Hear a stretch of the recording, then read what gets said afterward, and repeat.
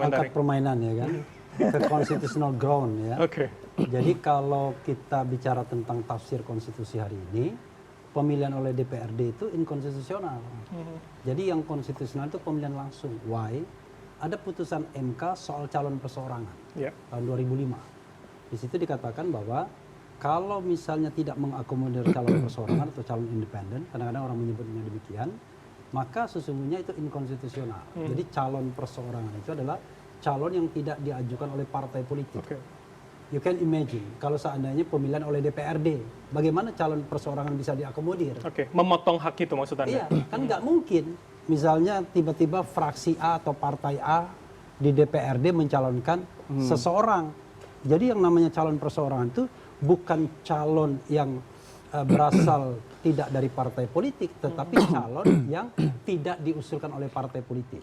Jadi walaupun ingredientnya dari partai politik, asal dia tidak diajukan oleh partai politik melalui mekanisme calon perseorangan, seperti Dharma Pongrekun dan lain sebagainya, maka sah. Nah sekarang kita bisa bayangkan, bagaimana kita mengakomodir calon perseorangan pemilihannya oleh DPRD. Tapi logika itu memang tidak masuk akalkah kemudian ada non-kader, non-anggota yang kemudian dicalonkan ketika memang kembali kepada DPRD?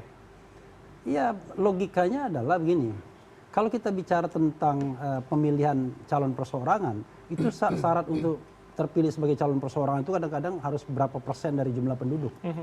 Mungkin setelah dikalkulasi untuk Jakarta bisa 1 juta orang. Ya kan? You can imagine, yang memilih cuma 50 orang. Misalnya yang punya voting right-nya. Kan nggak seimbang. Masa nominasinya 1 juta orang, tapi yang memilih nasibnya bergantung pada 50 sampai 100 orang. Ini persoalan yang harus kita pikirkan.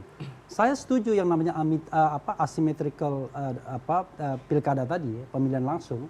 Jadi tetapi kita harus tempelkan pada perspektif konstitusionalnya, yaitu untuk daerah-daerah yang otonomi khusus. Tahan Jadi dulu, ketika dia otonomi khusus, maka dia punya constitutional right untuk melaksanakan sendiri seperti DKI, ya kan? Seperti Papua, gitu kira-kira. Tahan dulu di situ. Saya ke Bang Riffi kalau